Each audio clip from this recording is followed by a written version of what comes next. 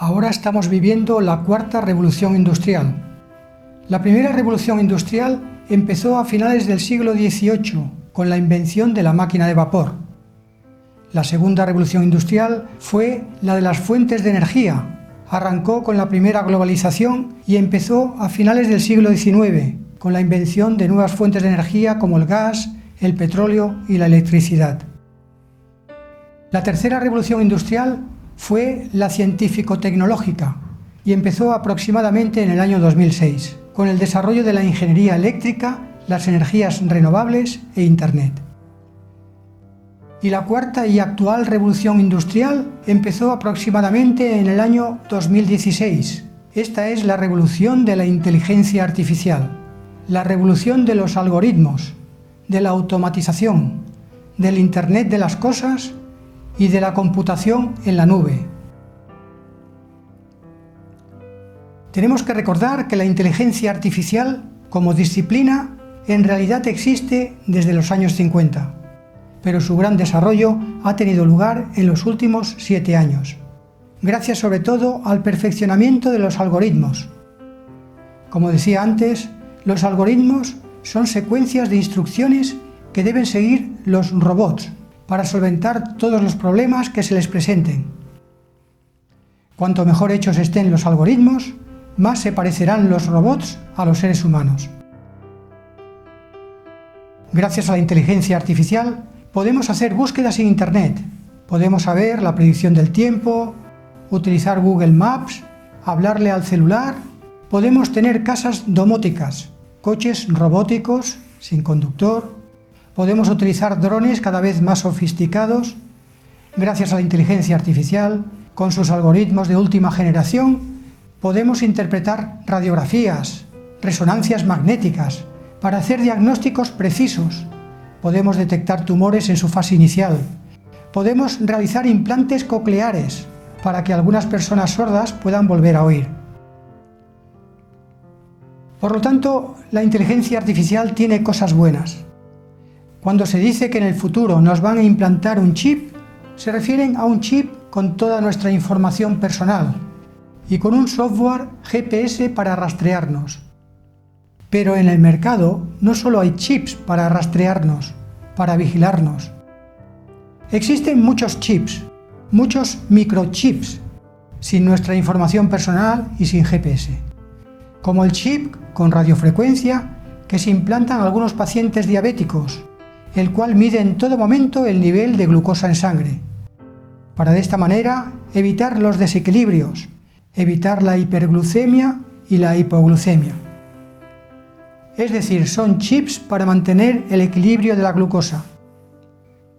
También existe el chip que se implanta en una arteria pulmonar, el cual consiste en un chip con un sensor inalámbrico que registra los cambios fisiológicos y de presión arterial, para de esta manera controlar mejor a los pacientes con determinadas patologías crónicas. También se está experimentando con el chip denominado pastilla inteligente, el cual consiste en tragar una pastilla, que es bastante grande, la cual va a liberar medicamentos durante varias semanas. Esa pastilla lleva una batería que se recarga ella sola con el ácido del estómago. Esa pastilla ya la han probado con cerdos y han comprobado que funcionaba. Además, la pastilla lo que hace es enviar datos a una computadora cada 12 segundos. Otro chip con el cual también se está experimentando, chip laboratorio, el cual es capaz de realizar diversas pruebas de laboratorio dentro del cuerpo humano. Asimismo, el chip laboratorio es capaz de diagnosticar muchas enfermedades como SIDA, malaria, tuberculosis, etc. La inteligencia artificial también la podemos ver en la educación. Gracias a ella podemos personalizar la enseñanza, podemos utilizar robots educativos, ya sean físicos o virtuales, podemos detectar de manera temprana dificultades en el aprendizaje, como la dislexia. La dislexia es un problema de aprendizaje de origen neurológico que se manifiesta en forma de dificultades a la hora de escribir palabras y de comprender lo que se lee. Hay que tener en cuenta que el 15% de la población tiene dislexia, aunque la mayoría de los que la padecen no lo saben.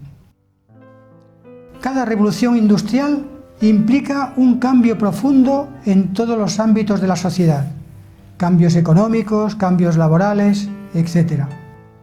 Con cada revolución desaparecen unas profesiones y aparecen otras. Vamos a hacer un repaso de algunos trabajos y profesiones que han desaparecido. Habréis visto fotografías en las cuales hay niños vendiendo periódicos, ya que hace muchos años era habitual ver niños vendiendo periódicos en la calle. Otros trabajaban como campesinos, otros como obreros en fábricas, otros como mineros en las minas de carbón. Todos esos trabajos desaparecieron. Desaparecieron para proteger a los menores. Desaparecieron con la aprobación de leyes que prohibieron el trabajo infantil. Durante más de 300 años tuvimos serenos vigilando las calles. En España, México, Argentina, Perú, Colombia, había serenos. En México, en la glorieta de los insurgentes, todavía hoy en día podemos ver una estatua de un sereno. Actualmente quedan muy pocos serenos en el mundo. Los que os acordéis de los serenos, sabréis que iban con una porra, con un silbato. Los serenos regulaban el alumbrado público y golpeaban las puertas de las casas para recordar a las personas que tenían que ir a dormir. En el año 1977 en España desaparecieron prácticamente todos los serenos. Antes también había repartidores de leche a domicilio, y hasta los profesores en los colegios ofrecían leche a sus alumnos. Los repartidores de leche desaparecieron con las nuevas leyes de salud pública, ya que la leche que vendían era una leche recién ordeñada. Otro trabajo que desapareció fue el de las mecanógrafas. Antiguamente era un trabajo de mujeres, y como no existían las computadoras, había mujeres que se especializaban en escribir a máquina. También era bastante habitual hacer cursos de mecanografía para acceder a puestos de trabajo en entidades financieras. Recuerdo que hice un curso de mecanografía hasta alcanzar más de 300 pulsaciones por minuto. Hoy en día la mayoría de la gente, cuando escribe en el teclado, lo hacen a su manera, de forma aleatoria. No colocan los dedos en las teclas oportunas A, S, D, F, Ñ, L, K, J, sino que los colocan de manera aleatoria. Otro trabajo que desapareció fue el de afilador. Era un señor que deambulaba por los pueblos, por las ciudades, con su bicicleta o motocicleta, y lo hacía para afilar instrumentos con filo, tales como cuchillos, navajas, tijeras. El afilador también arreglaba paraguas, afilaba lapiceros. Con la llegada del sistema capitalista salvaje, este trabajo también desapareció. Trabajos como los afiladores, los zapateros, los modistos, fueron desapareciendo debido a la cultura de usar y tirar. Una cultura hermana de la cultura de la inmediatez. Hoy en día la gente no tiene tiempo para reparar las cosas. Prefiere usar, tirar y volver a comprar. Los afiladores, zapateros y modistos que vemos en algunos países nos indican que se tratan de sociedades que todavía no han sido absorbidas totalmente por el capitalismo salvaje. Antes se reparaba todo, incluso se reparaban las medias de las mujeres. Cuando se producía una carrera es una rotura en las medias. Se dice carrera porque van corriendo, la rotura cada vez se hace más grande. Pues bien, cuando se hacía una carrera, se llevaban las medias a unas mujeres, las cuales reparaban las medias rotas. Hoy en día, con las prisas que hay, eso es impensable. Hace unos días a una amiga se le estropeó el audio de su celular. Lo había comprado hace poco y al llevarlo a reparar, como estaba dentro de la garantía, le dijeron que no lo reparaban, que no merecía la pena repararlo, que preferían darle otro nuevo. Y recuerdo a un amigo que se le rompió el velocímetro de su coche, es decir, el cuentakilómetros, y en el taller le dijeron que no lo reparaban, que lo que hacían era cambiar todo el panel de mandos del coche. Eso es porque estamos viviendo en la cultura de usar y tirar. Otro colectivo que desapareció fue el de los gasolineros. Algunos de vosotros recordaréis que en las gasolineras hace años había siempre personal que te ponían la gasolina. Con el auge del sistema capitalista y para ahorrar costes, los operarios que dispensaban el combustible, los gasolineros, desaparecieron. Si nos vamos más para atrás, hacia el pasado, había otro trabajo del que hoy en día casi nadie se acuerda.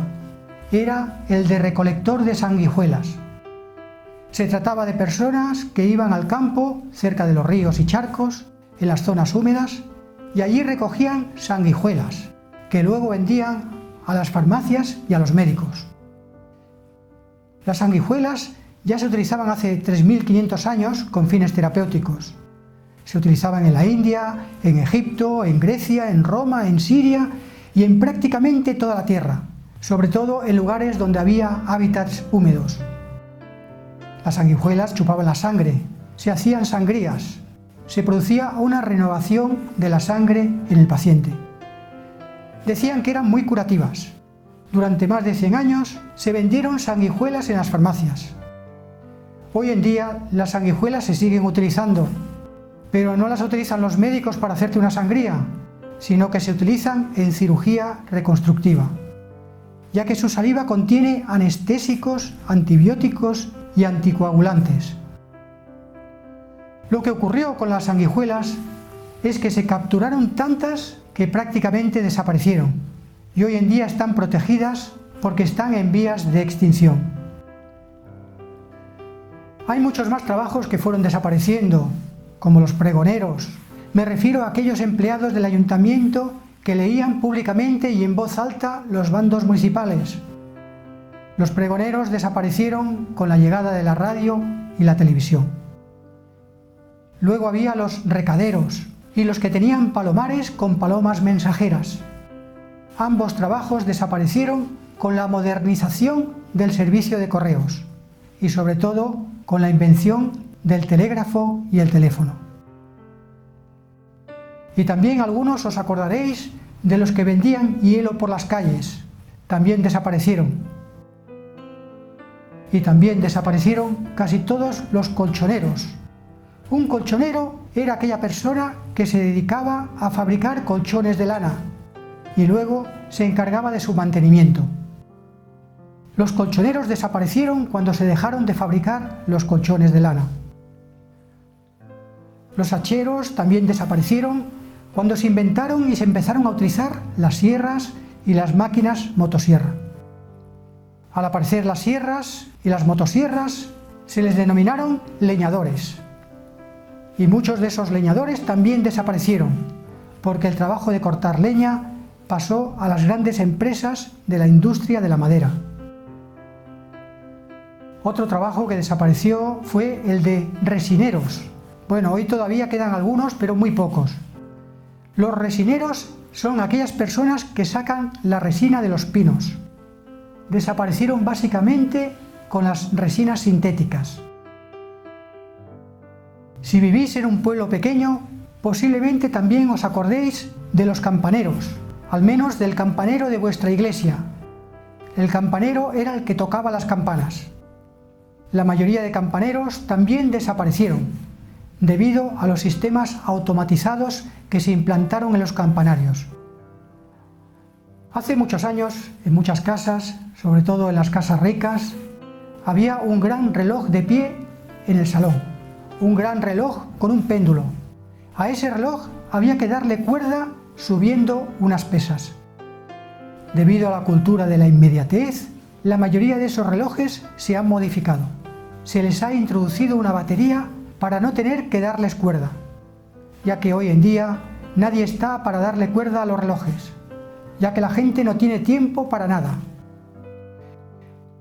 Y si os acordáis de los barberos, me refiero a los barberos de antaño, esos también desaparecieron.